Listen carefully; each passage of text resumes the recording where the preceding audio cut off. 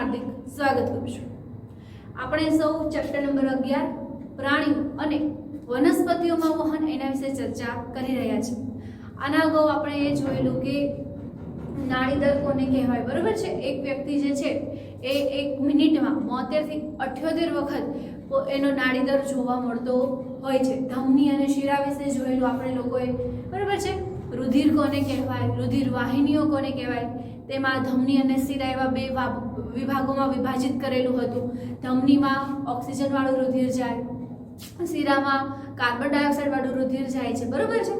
ચલો હવે આપણે અહીંયા હૃદયને વિસ્તૃત રીતે શીખવાનું છે, બરોબર છે। હૃદય, તમે લોકો જો આપણે મોટરની વાત કરીએ, બરોબર, આપણે જે પાણી ઉપર ચડાવીએ છીએ મોટર, તો એમાં શું થાય છે, એક બાજુએથી પાણી આવે છે અને બીજી નળી દ્વારા પાણી બહાર નીકળે છે, એટલે સતત પમ્પિંગ ચાલુ હોય છે। તો એવી જ રીતે આપણા હૃદયમાં પણ શું ચાલુ હોય છે, પમ્પિંગ ચાલુ હોય છે। શેનું પમ્પિંગ ચાલુ હોય છે, રુધિરનું ચાલુ હોય છે, બરોબર છે। એ સતત ને સતત રુધિર એની અંદર આવશે, બહાર મોકલશે, એની અંદર આવશે, બહાર મોકલશે, એની અંદર આવશે, બહાર મોકલશે। આપણે લોકો જીવીએ છીએ ત્યારે એ સતત ને સતત પમ્પિંગ કર્યા કરતું હોય છે, બરોબર છે। કોનું પમ્પિંગ કરે છે, તો રુધિરનું પમ્પિંગ કરે છે અને એની અંદર આવેલી હોય છે રુધિર વાહિની। હવે આ એનું કાર્ય થયું કે એ પમ્પિંગ કરવાનું કાર્ય કરે છે, પણ એ આવેલું ક્યાં હોય છે, તો હૃદય જે છે એ ઉરસ ગુહામાં નીચેની બાજુએ થી થોડું ડાબી બાજુએ નમેલું હોય છે, બરોબર। ચલો સૌથી પહેલા આપણે હૃદય વિશે જોઈએ તો હૃદય જે છે એ પંપ જેવું કાર્ય કરે છે। શેના જેવું કાર્ય કરે છે, પંપ જેવું કાર્ય કરે છે, બરોબર છે। પછી જો બીજી આપણે વાત કરીએ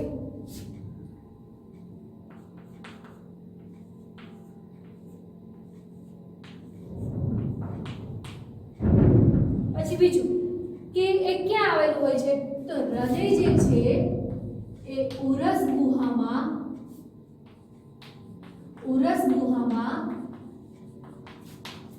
નીચેની બાજુએથી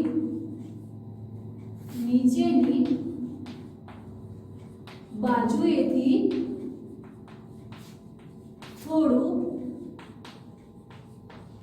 ડાબી બાજુ નમેલું હોય છે, બરોબર। ઉરસ ગુહામાં નીચેની બાજુએથી થોડું એ ડાબી બાજુ નમેલું હોય છે। કેટલું હોય છે, તો એ હૃદય જે છે એ મુઠ્ઠી જેટલું હોય છે।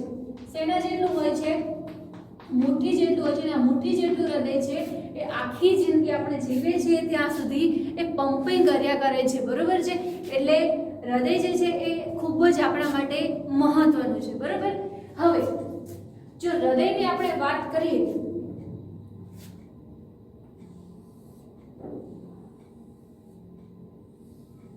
આ હૃદય છે, બરોબર। તો આ જે હૃદય જે છે એ 4 ખંડમાં વિભાજિત હોય છે, બરોબર। આમ લઈએ તો આમ 2 છે, બરોબર। ઉપરનું જે છે એને કહેવાય કર્ણક અને નીચેનું જે છે એને કહેવાય ક્ષેપક, બરોબર। ઉપરનો ભાગ કર્ણક અને નીચેનો ભાગ ક્ષેપક, પરંતુ એને હું હજી વચ્ચેથી પાછી એક લાઈન કરી નાખું એટલે જે ઉપરનો ભાગ છે એને કહેવાય ડાબું કર્ણક અને નીચેનો જે ભાગ છે એને કહેવાય ડાબું ક્ષેપક। કેમ, કારણ કે ડાબી બાજુએ છે એટલા માટે આમ 2 જ ભાગ છે, કર્ણક અને ક્ષેપક। પણ તમને એમ પૂછાય કે હૃદય જે છે એ કેટલા ખંડમાં વિભાજિત પામેલું છે, તો 4 ખંડમાં વિભાજિત પામેલું છે। ડાબું કર્ણક, જમણું ડાબું ક્ષેપક, પછી અહીંયા આવશે જમણું ક્ષેપક અને વળી પાછું અહીંયા આવી જશે જમણું કર્ણક। પડે છે સમજણ? હૃદય 4 ખંડમાં વિભાજિત છે, ડાબું કર્ણક, ડાબું ક્ષેપક, જમણું ક્ષેપક ને જમણું કર્ણક, બરોબર છે। આમાં તમને લોકોને સમજણ પડી, બરોબર છે। અને પાછું એ બંનેની વચ્ચે એક પડદા જેવી રચના આવેલી હોય છે. એનું કામ શું છે? તો એનું કામ છે ઓક્સિજન વાળું રુધિર અને કાર્બન ડાયોક્સાઇડ વાળું રુધિર બંનેને ભેગા થવા દેતા નથી. તમે યાદ કરો, એક બાજુથી ઓક્સિજન વાળું રુધિર ધમની લઈ જાય છે અને બીજી બાજુથી શીરા જે છે એ કાર્બન ડાયોક્સાઇડ વાળું રુધિર લઈને આવે છે. હૃદય એક જ છે તો બંને ભેગા થઈ જાય તો શું થાય છે? વચ્ચે એક પડદો આવેલો હોય છે. શું આવેલો હોય છે? પડદો આવેલો હોય છે. વચ્ચેની બાજુએ રહેલ પડદો ઓક્સિજન યુક્ત અને કાર્બન ડાયોક્સાઇડ યુક્ત રુધિર ને ભેગા થવા દેતા નથી. બરોબર છે? પડદાનું કામ શું છે? એ બંને રુધિરને ભેગા થવા દેતા નથી. નહીં તો શું થઈ જાય? બંને ભેગા થઈ જાય તો એ તો આપણા માટે ખૂબ ગંભીર પરિસ્થિતિ કહેવાય. બરોબર છે? એટલે પડદાનું કામ શું છે? એ બંને રુધિરને કેવા રાખે છે? અલગ અલગ રાખે છે, બંનેને ભેગા થવા દેતા નથી. ચલો હવે આપણે આ હૃદયમાં સમજીએ કઈ રીતનું છે. તો ઉપરની તરફ છે મહાધમની ને મહાશિરા. બરોબર છે? એટલે એમાંથી બધેથી રુધિર આવે ને બધી વાત છે, આપણે અત્યારે જોવાનું નથી. આપણે માત્ર શું જોવાનું છે? ફૂફૂફૂસીય ધમની યાદ કરો. ફૂફૂફૂસીય ધમનીમાં કેવું રુધિર હોય? કાર્બન ડાયોક્સાઇડ યુક્ત રુધિર. ફૂફૂફૂસીય શિરામાં કેવું રુધિર હોય? ઓક્સિજન યુક્ત રુધિર. બરોબર છે? યાદ આવે છે? પછી ધમનીમાં કેવું રુધિર હોય? ઓક્સિજન યુક્ત રુધિર. શિરામાં કેવું રુધિર હોય? કાર્બન ડાયોક્સાઇડ યુક્ત રુધિર. યાદ આવ્યું તમને લોકોને આપણે કઈ રીતે કરતા હતા?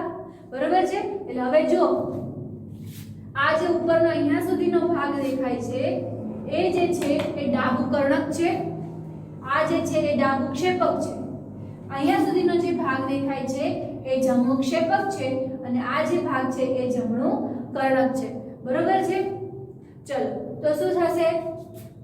અહીંયાથી ફૂફૂફૂસીય શિરામાંથી ઓક્સિજન યુક્ત રુધિર આમાં હૃદયમાં આવે છે. એટલે હવે આમાંથી ધમની જે છે એ ડાબા કર્ણકમાંથી ડાબા ક્ષેપકમાં જશે અને વળી પાછો અહીંયાથી બહાર નીકળશે. બરોબર છે? અને અહીંયાથી બહાર નીકળીને પછી આખા શરીરના બીજા બધા ભાગોમાં જશે અને વળી પાછું અહીંયાથી ક્યાં જશે? આ શિરામાં જશે અને અહીંયાથી રુધિર પહેલા જશે જમણા ક્ષેપકમાં, પછી જમણા કર્ણકમાં અને વળી પાછી અહીંયા જો ફૂફૂફૂસીય ધમની છે, આ ધમની છે એ ક્યાં લઈ જશે? ફેફસામાં લઈ જશે અને ફેફસામાંથી વળી પાછું ફૂફૂફૂસીય શિરામાંથી થઈ આવી રીતે સતત આ ક્રિયા ચાલુ રહેતી હોય છે. બરોબર છે? ચલો તો તમને લોકોને હૃદય વિશે સમજણ પડી ગઈ છે. આમાં તમારે માત્ર એ જ યાદ રાખવાનું છે કે ધમનીમાં કેવું રુધિર હોય, ફૂફૂફૂસીયમાં શિરામાં કેવું રુધિર હોય, ફૂફૂસીય ધમનીમાં કેવું રુધિર હોય. અને જો આ વચ્ચે મેં લખ્યું છે આ પડદો છે, સંપૂર્ણ બે ભાગમાં વિભાજિત કરતો પડદો. આ પડદાનું કામ શું છે? આમાં જો કેવું રુધિર હશે? ઓક્સિજન વાળું રુધિર હશે. આમાં કેવું રુધિર હશે? કાર્બન ડાયોક્સાઇડ વાળું રુધિર હશે. જો આ બંને ભેગા થઈ જાય તો વળી પાછું નુકસાન થાય. એટલે શું આવેલું છે? વચ્ચે આ પડદો આવેલો હોય છે. આ પડદાનું કામ શું છે? આ બંને રુધિરને અલગ રાખવાનું કામ છે. બરોબર છે? સમજણ પડે છે તમને લોકોને? ચલો હવે આપણે આગળ જઈએ તો હૃદયના ધબકારા. બરોબર છે? હૃદયના ધબકારા. તો હૃદયના ધબકારા છે એ સંકોચન અને વિકોચન ઉપર આધાર રાખે છે. સંકોચન અને વિકોચન. જો પંપિંગ કરંટ આ રીતના થાય, બરોબર, તો આને કહેવાય સંકોચન અને વળી પાછું હૃદય થોડું પહોળું થાય તો એને કહેવાય વિકોચન. સંકોચન વિકોચન, સંકોચન વિકોચન. બરોબર છે? તો એક વખત સંકોચન થઈને વળી પાછું વિકોચન થાય એને કહેવાય એક હૃદયનો ધબકારો. બરોબર? સંકોચન થઈને વિકોચન થાય એટલે સંકોચન એક વખત અને એક વખત વિકોચન એને કહેવાય હૃદયનો એક ધબકારો. બરોબર? તો સતત કેવી રીતે એક આપણા પલ્સ કેટલા હોય? 72 થી 78 સુધીના હોય છે. બરોબર? તો 1 મિનિટમાં 72 વખત સંકોચન વિકોચન થાય. બરોબર છે? સમજણ પડે છે? 72 વખત સંકોચન અને 72 વખત વિકોચન. એટલે હૃદયના જે ધબકારા છે એ શેના ઉપર આધાર રાખે છે? તો હૃદયના ધબકારા એ સંકોચન અને વિખોચન ઉપર આધાર રાખે છે, બરાબર. હવે કોઈ એક દર્દી છે, બરાબર, એને આપણે જોવું છે કે એના ધબકારા જે છે એ યોગ્ય છે કે નહીં, તો આપણે કેવી રીતે સાંભળી શકીએ? હૃદય તો અંદર છે, એમાં તો કંઈ ડીજે લાગેલું નથી કે આપણને બહાર છેક સંભળાય, બરાબર છે. તો એના ધબકારા આપણે સાંભળવા હોય તો એના માટે એક આપેલું હોય છે સ્ટેથોસ્કોપ, જે તમે લોકોએ જોયેલું પણ છે, બરાબર. અને એનો ઉપયોગી કદાચ તમે તમારા ઉપર થયો હશે, જ્યારે તમે ડોક્ટરને દેખાડવા ગયા હશો તેમણે સ્ટેથોસ્કોપ તમારી છાતી ઉપર રાખીને એ લોકો કંઈક ચેક કરતા હશે, બરાબર. તો હૃદયના ધબકારા સાંભળવા માટે આપણે સ્ટેથોસ્કોપનો ઉપયોગ કરીએ છીએ, બરાબર. સ્ટેથોસ્કોપ, તો સ્ટેથોસ્કોપનું કામ શું છે? તો એનું કામ છે અવાજ મોટો કરવો, બરાબર. એનું કામ શું છે? અવાજ મોટો કરવો. કોનો અવાજ મોટો કરવાનો છે અહીંયા વાત કરવામાં આવે છે? તો હૃદયના ધબકારાના અવાજને મોટો કરે છે, બરાબર. તો એની અંદર શું આવેલું હોય છે? તો એક ચેસ્ટ પીસ હોય છે, એ જે છાતી ઉપર પેલું બોર્ડ રાખે છે એ ચેસ્ટ પીસ, અને બે ઈયર પીસ આવેલા હોય છે, બરાબર. જે આપણે કાનમાં રાખીએ છીએ શું હોય છે? બે ઈયર પીસ આવેલા હોય છે, અને એક શું આવેલો હોય છે? એક ચેસ્ટ પીસ આવેલો હોય છે, અને એમાં જે ચેસ્ટ પીસમાં છે એ સંવેદનશીલ પડદો હોય, બરાબર. એટલે એ ધબકારા આપણે સાંભળી શકીએ છીએ અને એ અવાજ મોટો થાય છે. હવે આપણે વાત કરીએ તો એક નાડી દર, 1 મિનિટમાં જેટલો નાડી દર છે એટલો જ 1 મિનિટમાં હૃદયના ધબકારા પણ જોવા મળતા હોય છે. હવે અહીંયા તમને બે નામ આપેલા છે, જળવ્યાય અને વાદળી. આ બે પ્રાણીઓ છે, આ બે પ્રાણીઓમાં પરિવહન તંત્ર હોતું નથી, બરોબર. આને આપણે કેમ રુધિર ને બધું હોય છે ને, તો જળવ્યાય અને વાદળીમાં આવું રુધિર જેવું કાંઈ રુધિરને લઈ જવા માટે કોઈ પરિવહન તંત્ર હોતું નથી. તો એ લોકો કઈ રીતે કામકાજ કરતા હશે? તો એ લોકો જે છે એ પાણીમાં રહે છે, બરોબર. શેમાં રહેતા હોય છે?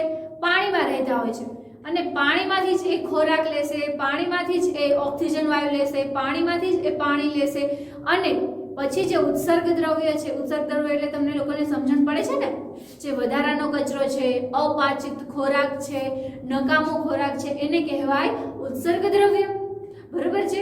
તો શું થાય છે? આ જે ઉત્સર્ગ દ્રવ્ય જે છે એને કાઢવાનું કામકાજ, કાર્બન ડાયોક્સાઇડને કાઢવાનું કામકાજ કોણ કરે છે? પાણી જ કરે છે. એટલે એને પરિવહન તંત્રની કોઈ જરૂર હોતી નથી. પડે છે સમજણ? જળવ્યાય અને વાદળીમાં પરિવહન તંત્ર હોતું નથી, પણ શું થાય છે? એ પાણી દ્વારા જ ખોરાક લે છે, પાણી દ્વારા પાણી લે છે, અને પાણી દ્વારા એ ઓક્સિજન લે છે, અને પાણી દ્વારા જ તે ઉત્સર્ગ દ્રવ્ય પણ બહાર કાઢે છે, અને સાથે સાથે તે કાર્બન ડાયોક્સાઇડ વાયુને પણ તેના દ્વારા બહાર કાઢે છે, પાણી દ્વારા બહાર કાઢે છે, બરોબર છે. ચલો હવે આપણે વાત કરીએ ઉત્સર્જન તંત્રની, બરાબર. ઉત્સર્જન તંત્ર,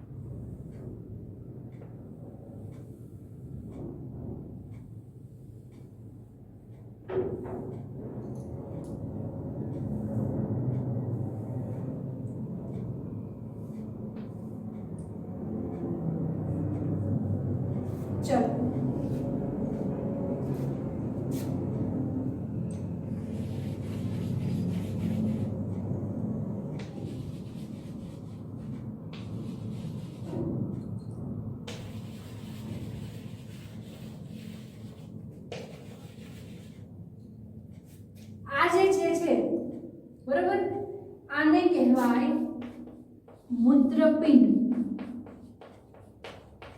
જેને આપણે કિડની કહીએ છીએ ને કે કિડની ફેલ થઈ ગઈ એવું આપણે સાંભળતા હોઈએ છીએ. એટલે આ કહેવાય મૂત્રપિંડ. અને કેટલા મૂત્રપિંડ એટલે કેટલી કિડની આવેલી હોય છે? 2 કિડની આવેલી હોય છે. આ જે છે એ ધમની છે અને આ જે છે એ શિરા છે. બરાબર છે? ચલો, આ જે છે એ મૂત્રવાહિની છે, આ જે છે એ મૂત્રાશય છે, આ છે એ મૂત્ર માર્ગ, મૂત્રદ્વાર છે અને આ જે છે એ મૂત્ર છિદ્ર છે. બરાબર? ચલો, હવે આપણે જો ઉત્સર્જન તંત્રની વાત કરીએ તો ઉત્સર્જન તંત્રમાં એક ઉત્સર્જન તંત્ર એટલે કે ઉત્સર્જન ક્રિયા એટલે કોને કહેવાય? જો આપણે ઉત્સર્જનની વ્યાખ્યા પૂછાય તો શું લખવાનું? ઉત્સર્જન એટલે કે શરીરમાંથી નકામા પદાર્થોનો નિકાલ થવો, એને કહેવાય ઉત્સર્જનની ક્રિયા. શરીરમાંથી નકામા પદાર્થની નિકાલ થવાની ક્રિયાને ઉત્સર્જન કહેવાય છે. તો શું લખવાનું? શરીરમાંથી નકામા પદાર્થનું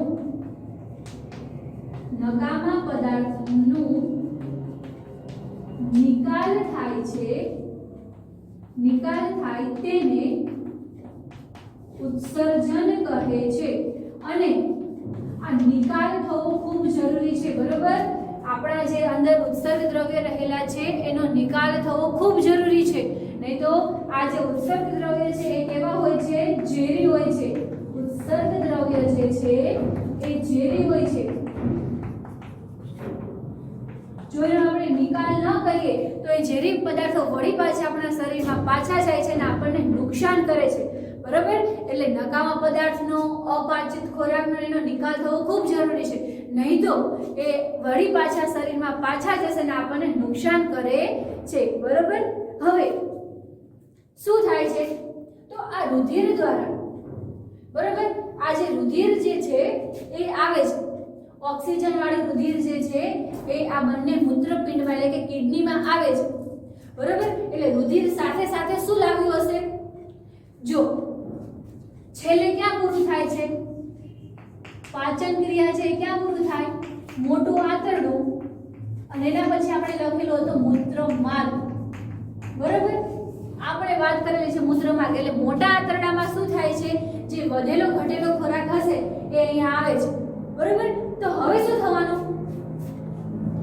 આની અંદર અપાચિત ખોરાક હશે એટલે જે રુધિરની અંદર હશે, રુધિરની અંદર અપાચિત ખોરાક પણ આવશે. રુધિર જે મોટા આંતરડામાંથી થઈને આવ્યું કે ના આવ્યું? શું થયું? રુધિર ફરતું ફરતું ક્યાં પહોંચ્યું? મોટા આંતરડાએ પહોંચ્યું. તો હવે એમાં તો મોટા આંતરડામાં તો કેવો ખોરાક વધ્યો છે? જે વધેલો ઘટેલો છે એવો ખોરાક જ છે. એટલે મોટા આંતરડામાંથી એ વધેલો ઘટેલો ખોરાક લઈને રુધિર ક્યાં જશે? આ બંને જે મૂત્રપિંડ છે, કિડની છે તેની અંદર જશે. બરાબર? હવે કિડનીનું કાર્ય શું છે? તો કિડનીનું કાર્ય છે ગાળણ કરવાનું. શેનું કામકાજ છે? તેનું ગાળવાનું ક્રિયા કરે છે. જે બંને કિડની છે શું કામ કરે છે? તો એ ગાળણની ક્રિયા કરે છે. અને એ ગાળણની ક્રિયા એ શેના દ્વારા કરે છે? તો એ ગાળણની ક્રિયા થાય છે રુધિર કેશિકા દ્વારા. બરાબર? એની અંદર રુધિર કેશિકા આવેલી હોય છે જે શું કામકાજ કરે છે? એ ગાળવાની ક્રિયા કરે છે. શું થાય છે? સૌથી પહેલા તો આ ધમનીમાંથી શું થાય છે? અહીંયા અને અહીંયા શું આવે છે? જે વધેલો ઘટેલો ખોરાક છે તે બંને કિડનીમાં આવે છે. એટલે હવે આ કિડની શું કામકાજ કરશે? વળી પાછું એને ગાળશે. બરાબર? કેમ? આપણે લોટ છે એ ચડાઈને આવે છે તો છતાં આપણે શું કરીએ છીએ? વળી પાછા ચાળીએ છીએ કે ક્યાંય કઈ રહી ના જાય. બરાબર છે? તો આ કિડની પણ શું કરશે?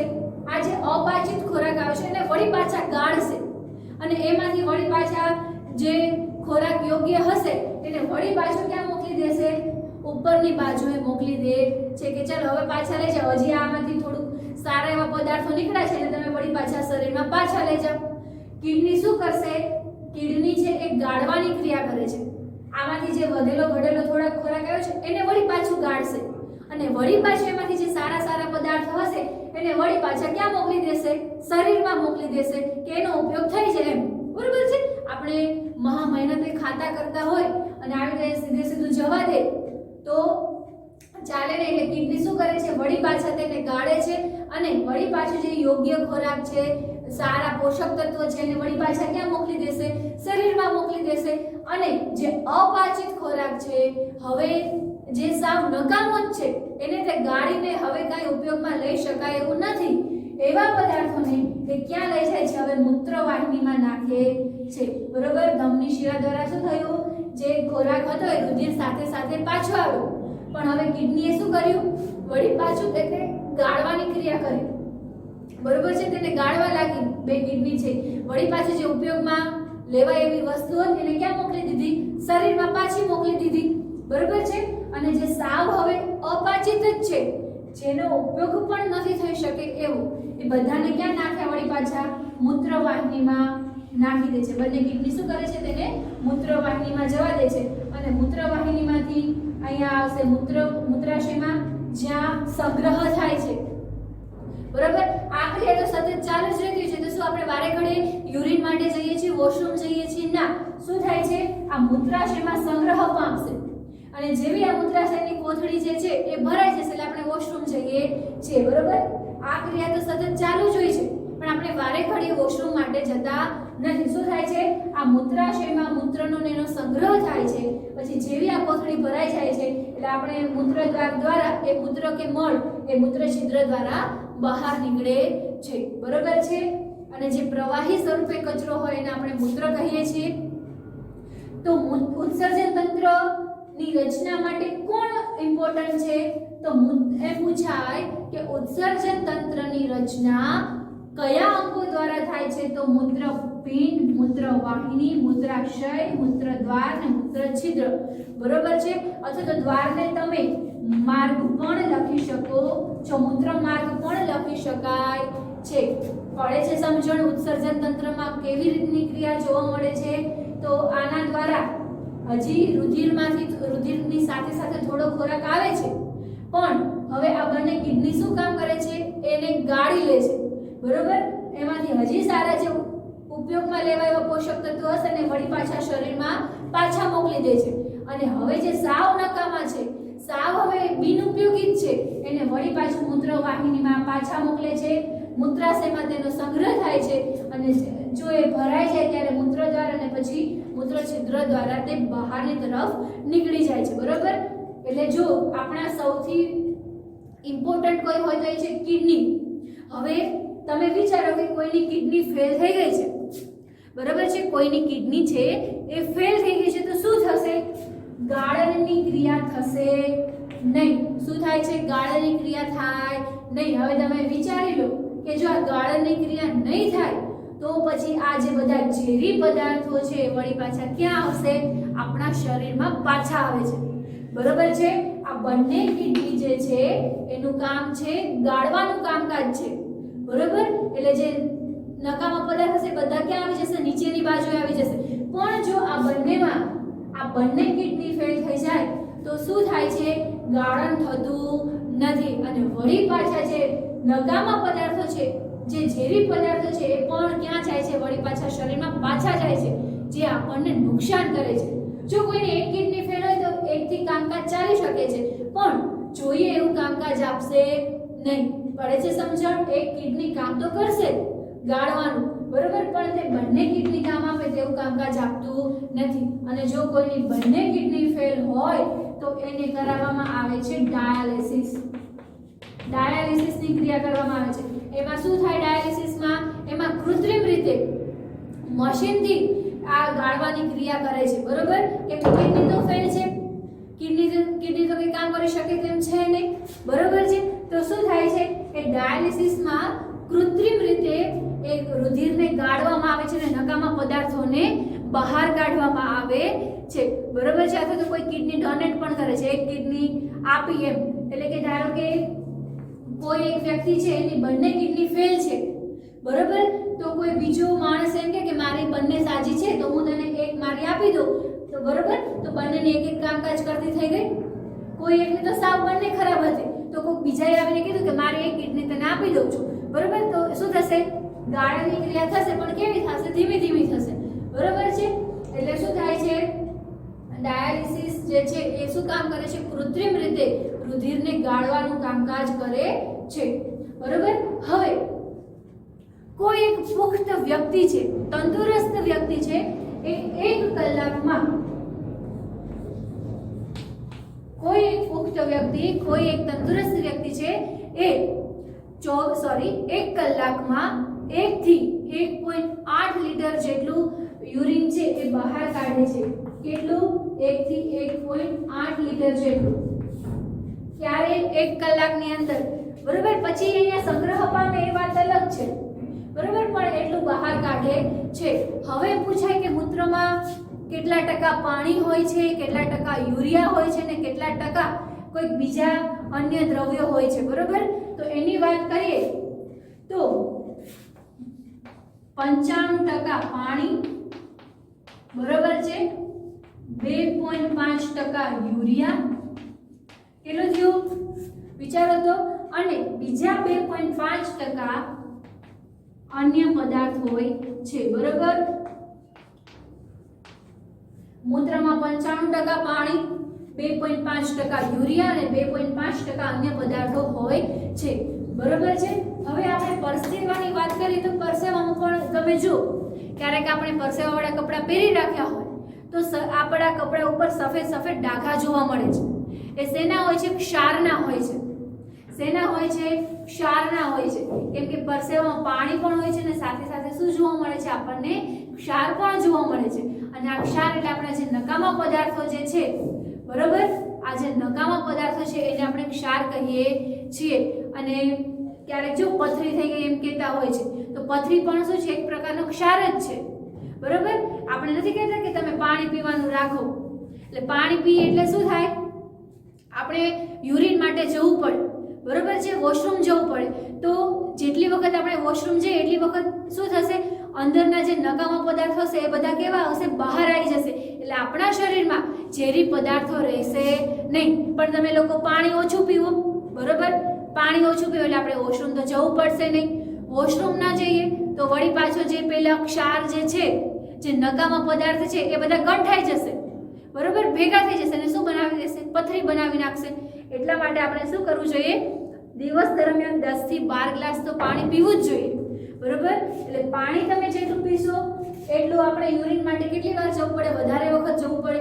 અને તમે જેટલી વખત વધારે વખત જાઓ એટલી વખત આ જે બધા ઝેરી પદાર્થો છે એ આપણા શરીરમાંથી બહાર નીકળતા જાય છે, બરોબર. આપણે કામ શું કરવાનું છે? ઝેરી પદાર્થોને બહાર જ કાઢવા છે, બરોબર. તો એના માટે કોણ જરૂરી છે? તો યુરિન માટે જવું જરૂરી છે. પણ એમ નામ તો યુરિન જઈ ન શકીએ. કેમ? કારણ કે એમાં તો 95% પાણી છે. તો પાણી ક્યાંથી લાવવું? તો જ્યારે આપણે પાણી પીશું તો જ આપણા શરીરમાં પાણી આવશે ને. તો એટલા માટે આપણે પાણી પીવું જોઈએ, બરોબર છે.